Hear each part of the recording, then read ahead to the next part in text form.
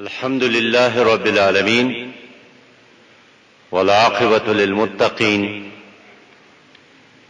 والصلاة والسلام على رسوله محمد وآله وأصحابه أجمعين. أما بعد فأعوذ بالله من الشيطان الرجيم. بسم الله الرحمن الرحيم. يا أيها الذين آمنوا اتقوا الله حق تقاته ولا تموتن إلا وأنتم مسلمون. صدق الله العظيم. انتہائی قابل احترام علماء کرام، اساتذہ کرام، شیوخ اعظام اور میرے بہت ہی عزیز طلباء، آج میں اور میرے ساتھ جماعت کے مرکزی اور صوبائی اور کراچی کی قیادت حضرت مولانا علامہ انتہائی قابل احترام مولانا ظہور علی خان صاحب رحمۃ اللہ علیہ کی تعزیت کے لیے حاضر ہیں، اور میں نے مناسب سمجھا کہ جناب حضرت مولانا انور شاہ صاحب کے ساتھ بھی تعزیت کروں، لیکن آپ سب ان کی روحانی اولاد ہے، آپ لوگوں کے ساتھ بھی تعزیت کروں. ان کی وفات سے پاکستان اور یہ پورا ریجن اور یہ علاقہ ایک بہت بڑے جید عالم دین اور ایک مزکی اور ایک مربی اور ایک داعی اللہ اور ایک مجاہد فی سبیل اللہ سے محروم ہو گیا ہے. اور اللہ کا فیصلہ ہے، ہم سب کو قبول ہے، لیکن اس سال افغانستان اور پاکستان دونوں ممالک میں بڑے بڑے علماء کرام رحلت فرما گئے، اور یہ قیامت کی نشانیوں میں سے ہے کہ علم کو اٹھایا جائے گا. تو کتب تو ختم نہیں ہوگی، لیکن علماء کرام دنیا سے رحلت فرمائیں، اور یہ بالکل اس حدیث کے مطابق ہو رہا ہے. لیکن یہاں آ کر اتنی بڑی تعداد میں آپ لوگوں کی موجودگی اور آپ لوگوں کے چہروں پر یہ نور اور آپ لوگوں کے روشن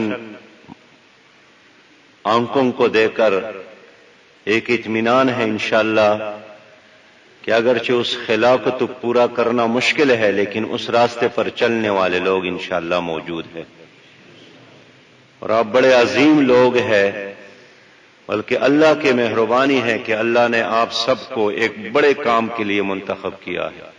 واللہ یختص برحمتہ من یشاء. اور ظاہری جاہ اور جلال اور مال اور دولت کی بنیاد پر نہیں، لیکن انبیاء کی جو میراث ہے اللہ تعالیٰ نے آپ کو اسی کا وارث بنایا ہے. اس پر آپ کو اور ہم سب کو اللہ کا شکر ادا کرنا چاہیے. میرے پیارے بھائیوں اور بزرگوں، یہ دنیا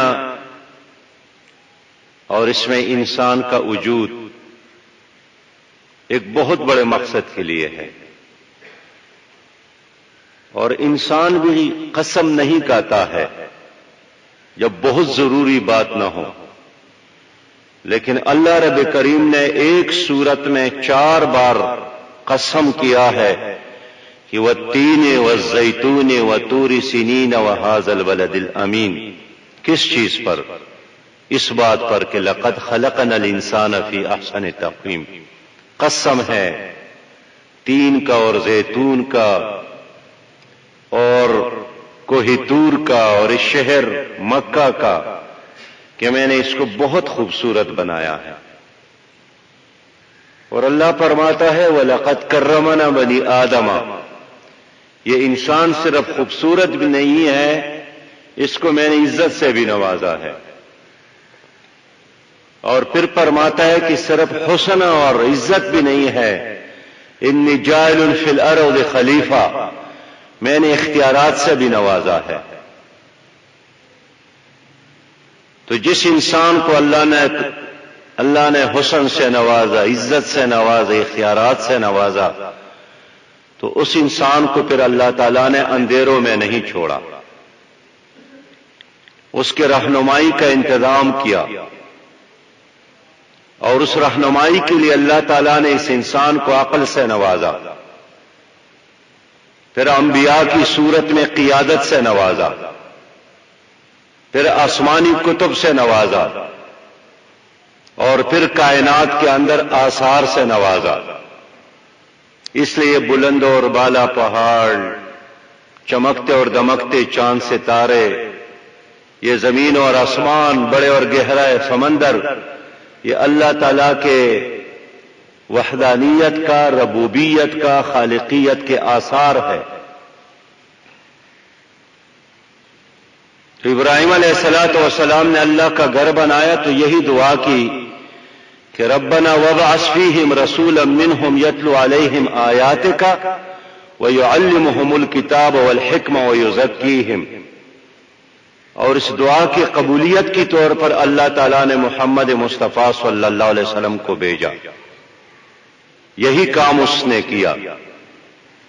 لیکن نبی آخر زمان ہونے کے ناطے اللہ تعالیٰ نے ایک اور انعام فرمایا کہ اللہ نے اس کی امت کو اس مشن میں شریک کر دیا، اور یہی وجہ ہے کہ ابراہیم علیہ السلام کی اس دعا کے آثار اور اس کے برکات نبی مہربان صلی اللہ علیہ وسلم کی امت پر ختم نہیں ہوئے، بلکہ قیامت تک وہ فیض اور وہ چشمہ اسی طرح جاری ہے۔ ہماری تاریخ گواہی دیتی ہے کہ جس دن امام ابو حنیفہ رحمت اللہ علیہ دنیا سے رحلت فرما گئے تو اسی رات امام شافعی رحمت اللہ علیہ اس دنیا میں آ گئے۔ تو ہمارے اس امت میں اس طرح کی شخصیات کا ہونا یہ نبی مہربان صلی اللہ علیہ وسلم کا ایک معجزہ ہے، اور یہی وجہ ہے کہ مولانا ظہور علی خان صاحب بھی اسی سلسلے کے کڑی ہے کہ انہوں نے بھی اپنے زمانے میں حق اور سچ کا علم بلند کیا تھا۔ وہ ڈرنے والے، دبنے والے، بکنے والے انسان نہیں تھے۔ یہ واحد ایسی شخصیت تھی جس کا ظاہر اور باطن بالکل ایک جیسا تھا۔ جو بات ان کے دل میں ہوتی تھی وہی بات ان کی زبان پر، ان کی زبان ان کے دل کا رفیق، اور یہی ایک مومن کی نشانی ہے۔ اس نے اس پاکستان میں ہر حکمران کو چیلنج کیا، اس نے اس ظالم نظام کو چیلنج کیا، اور اس نے یہ نہیں دیکھا کہ میں جو کچھ کہتا ہوں یہ نظام اور یہ باطل نظام اس کے بارے میں کیا کہتا ہے۔ اس نے حق بات کا اظہار سر منبر بھی کیا ہے، محراب میں بھی کیا ہے، اور جیلوں میں بھی کیا ہے۔ اس لیے وہ عالم اسلام کا ایک شمشیر بی نیام تھے جو ہم سے جدا ہو گئے۔ میرے بہت ہی محترم بھائیوں، ظہور علی خان رحمت اللہ علیہ ایک جہد مسلسل کا نام ہے، ایک عالم بعمل تھے، اور اس نے اتنا بڑا ادارہ قائم کر کے ایک صدقہ جاریہ اپنے لیے قائم کیا ہے۔ پاکستان میں اب بھی علماء کرام کی کمی نہیں ہے، خاص کر گفتار کے غازی تو بہت زیادہ ہے، لیکن اللہ والے اور کردار کے غازی بہت کم ہیں۔ حضرت مولانا ظہور علی خان صاحب رحمت اللہ علیہ کردار کے غازی تھے، بہترین مدرس تھے۔ آج وہ اپنی کرسی پر نہیں تھے، گزشتہ بار میں آیا تو وہ اپنی کرسی پر اپنے جاہ اور جلال کے ساتھ موجود تھے. ان کے چہرے پر ہمیشہ ایمان کا ایک نور ہوتا تھا. پہلی ملاقات میں وہ انسان کو اپنا دوست بناتا تھا اپنی صاف گوئی کی بنیاد پر. پاکستان میں مدرس علماء کی بڑی کمی ہے، اور ایک شیخ الحدیث جب وفات ہوتے ہیں تو مدرسے کا محتمم پھر حیران پریشان ہوتا ہے کہ اب کون اس جگہ پہ بیٹھے گا اور اس خلا کو پر کرے گا. میرے اپنے والد صاحب 60 سال تک تدریس کرتے رہے. دارالعلوم دیوبند سے فراغت کے بعد 1948 میں وہ واپس آ گئے اور زندگی کے آخری لمحے تک اس نے 60 سال تدریس کی. فقر میں، عاجزی میں، خاکساری میں. علماء کی اس طبقے میں نے یہ چیز بہت دیکھا ہے. جو ان سے علم حاصل کرتے تھے تو طلبہ کے ساتھ ان کا رویہ ایسا ہوتا تھا کہ جس طرح وہ طالب علم اس پر احسان کرتے ہیں.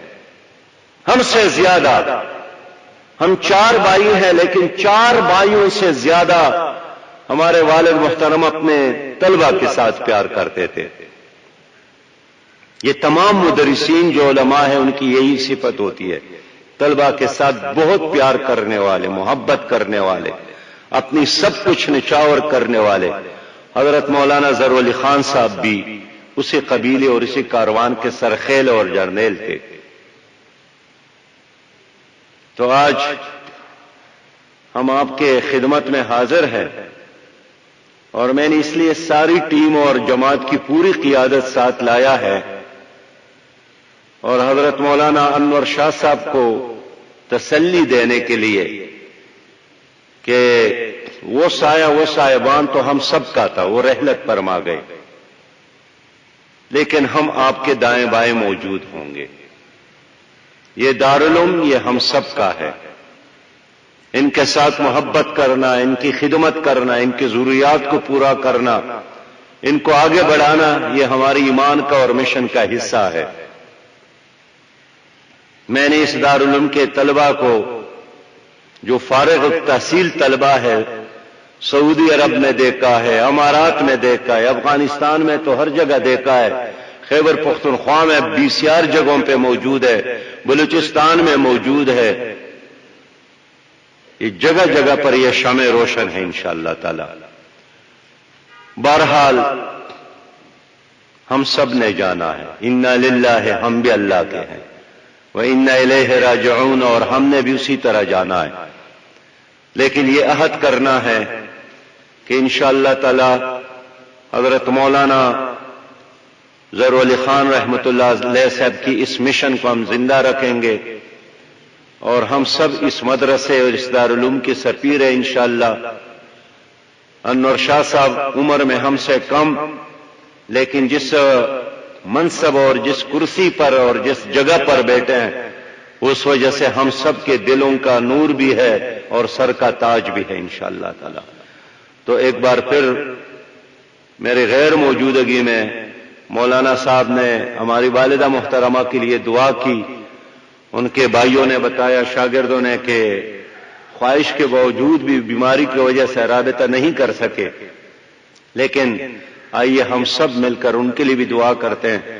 اور جتنے علماء کرام اس دوران یا شہید ہو گئے یا دنیا سے رحلت فرما گئے، ان سب کے لیے دعا کرتے ہیں کہ اللہ رب کریم ان کی تمام اعمال صالحہ کو شرف قبولیت عطا فرمائے. اللہ رب کریم ان کی دعاؤں کو امت کے حق میں اور اس دارالعلوم کے طلبہ کے حق میں اور پاکستان کے حق میں قبول فرمائے، بشرطے اللہ تعالیٰ اس کے چھوٹے بڑے ظاہر اور باطنی خطاؤں کو بھی معاف فرما. اللہ رب کریم اس کی قبر کو جنت کا باغیچہ بنا دے. اللہ تعالیٰ جنت لباس عطا فرما. اللہ رب کریم جنتی فرش عطا فرما. اللہ نبی مہربان صلی اللہ علیہ وسلم کی شفاعت نصیب فرما. اللہ انور شاہ صاحب کو علم کی نور سے منور فرما، ان کو برکت عطا فرما، ان کو صلاحیتوں سے نوازے۔ اللہ تعالیٰ اس دارالعلوم کے روشنی کو، سایہ کو، نور کو پوری جہان میں پھیلا دے، اور اللہ رب کریم ہم سب کو اس ملک میں اسلامی نظام نافذ کرنے کے لیے صلاحیت اور طاقت عطا فرما۔ اللہ ہماری زندگی میں پاکستان اسلامی نظام کا گہوارہ بنا دے۔ ربنا اخرجنا من ظلمات الوهم واکرمنا بنور الفهم وافتح علينا ابواب فضلك ويسر لنا خزائن علمك سبحانك لا علم لنا الا ما علمتنا انك انت العليم الحكيم برحمتك يا ارحم الراحمين۔